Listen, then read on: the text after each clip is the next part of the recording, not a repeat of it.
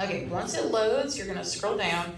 The login is on the top, don't click it. The login is on the top left. You only do that on EOG day. Beforehand, you will be asked to do a tutorial with your students. So in the bottom right-hand corner, go ahead and click tutorial. And then you're gonna scroll down and find the test that you need to do the tutorial with. So today, for today's video, we're gonna do grade 3 technology. Down, to the right, up, there, yep, click that. Okay, now, any of the EOGs that are chosen, you will see this format. At the top, you're gonna see school name, you're gonna see the form number. I believe you're supposed to record that form number somewhere, the student's name, the student's ID, and the school will also appear at the top. And then this is where you will read your directions, I believe. At the time where it's indicated in the directions book, you're going to direct the students to click the start button. Do not allow them to click start beforehand.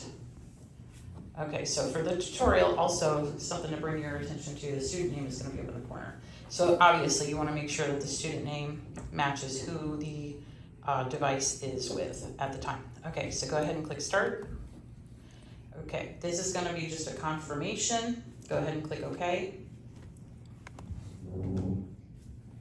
Okay, so here we are in our tutorial.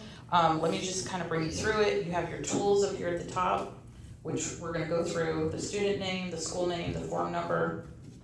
You have your question number. There's the calculator. That's the online calculator. Again, this is just a tutorial, so there's only 12 questions. And then at the bottom, you have a pause button, a back, a first, a next, and a review. Now, the pause button will allow you to go ahead and pause it. It's going to give you a pause screen, which please use this if a student needs to use the restroom, or if you need to pause it for any other reason. They do have 1 hour, and it will count down. So go ahead and click continue. Okay, so there's your questions. Then you also have tools up at the top. There's a highlighter, flag, and so on. X out tool. If you click it one time, it'll activate it, and I believe if you click it again, it'll deactivate it.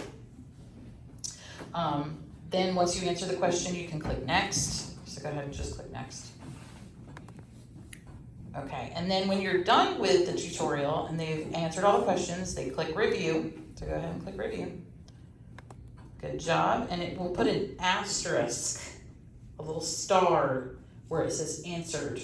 There will be a little star in each of those little boxes. This, of course, does not mean that it's correct. It just means that it was answered. Does that make sense? Okay. Okay, once they all have a little asterisk, then you don't do it though. You're going to click end test. But for purposes of this video, I want you to go ahead and just pick a number and click on it. Okay, so she went back to question number 1. So if you click on one of those little numbers, it'll take you back to that question. So that is a good feature. So click on review again. Good. Okay, so when you are completely done with your test, you're going to click save and exit, or just end test. Click end test. Good, and then it's going to ask you to confirm. Click end test again, and then click exit. And this will take you out, and it will bring you back to your login screen. Again, I want to reiterate that this year, Harnett County Schools has disabled the NCTest website. You will only be able to get into NCTest if you are on the login screen, so do not log in.